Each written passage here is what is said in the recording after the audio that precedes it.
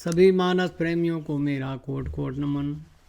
इस कथा प्रसंग में आपका ध्यान उधर ले चल रहा हूँ जहाँ श्री राम ने अपनी सेना को समुद्र के दूसरी पार लंका को जीतने के लिए पुल की आवश्यकता को देखते हुए विचार मांगे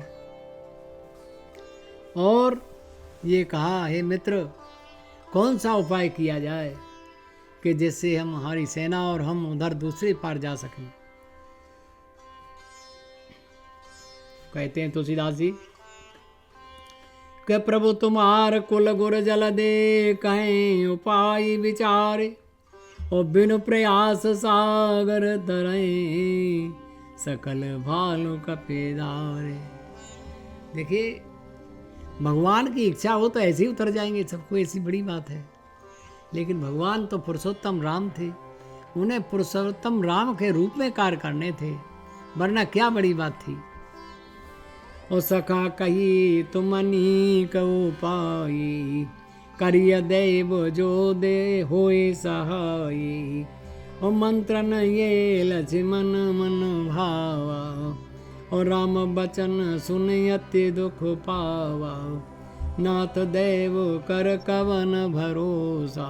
क्या बढ़िया लिखा है कि नाथ देव कर कवन भरोसा और सोखिय सिंधु करिय मन रोसा। कादर मन कहूँ एक धारा और देव देव आलसी पुकारा।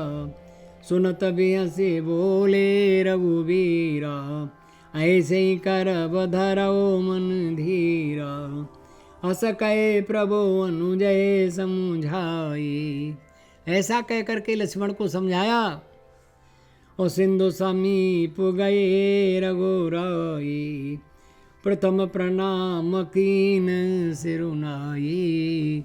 जगतपति श्री राम, त्रिलोक के निर्माता, इस ब्रह्मांड के नायक, उन्होंने जाकर के उस समुद्र को भी प्रणाम किया और उस प्रणाम करने के बाद उससे बड़े विनीत स्वभाव से कहा कि हमारा दल, हमारी सेना, हम उधर पार जाएंगे, समुद्र तुम हमें रास्ता दो।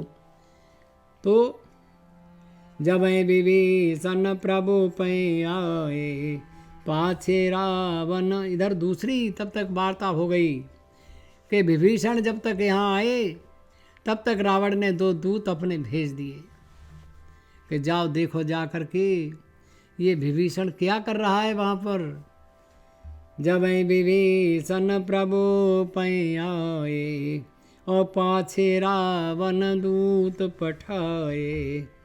सकल चरित तिन देखे धरे कपट कपि देह। वे दोनों दूत जो आए थे उन्होंने बंदरों का रूप धारण करके पूरी जासूसी की रामादल में। और प्रभु गुण हृदय सराय शरणागत पुरनेह।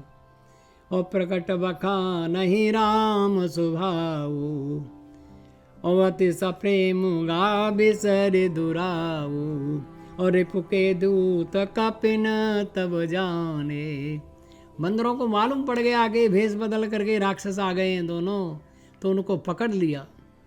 रिपु के दूत कपिन तब जाने सकल बांध कपीस पयाने।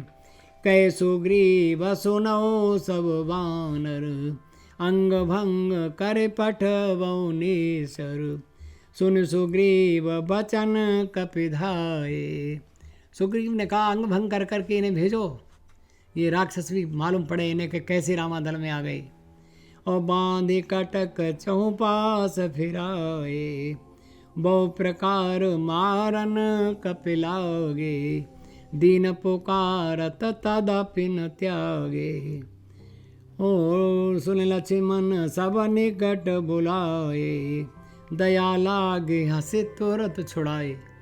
लक्ष्मण जी ने देखा कि उनकी मारपीट हो रही है, ये जासूसी करने आए थे, तो लक्ष्मण ने हंस करके उन दोनों को छुड़वा दिया। जो कही जाओ अपने राजा के पास।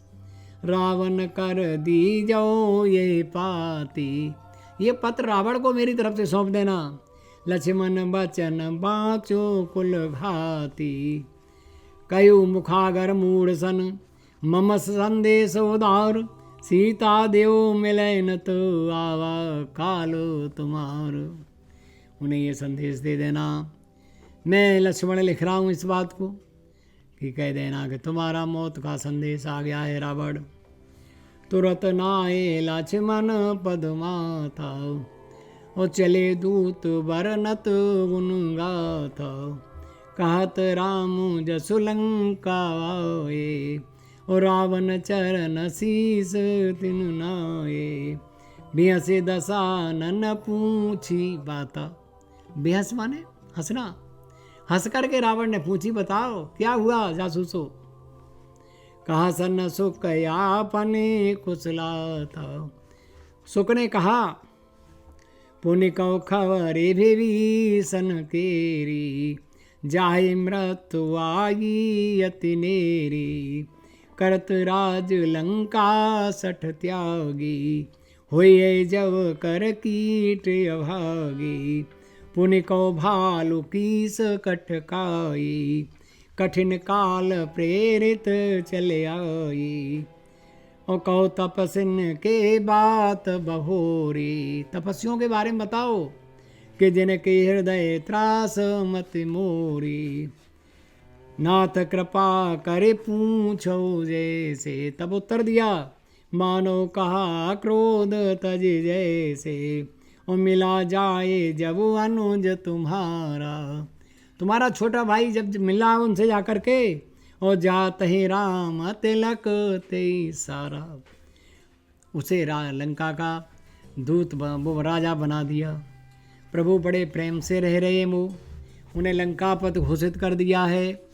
बंदरों की अपार संख्या है और बड़े बलशाली बंदर हैं जो लंका को जीतने में सक्षम हैं। इस प्रकार से विभीषण के बारे में, तपस्वी श्री राम के बारे में, सेना दल के बारे में, वानर दल के बारे में समस्त जानकारी रावण को दी और लक्ष्मण का पत्र भी सौंप दिया। इस कथा को यहीं विराम लगाते हुए आगे की कथा कहने तक मैं आप सभी को प्रणाम करता हूँ।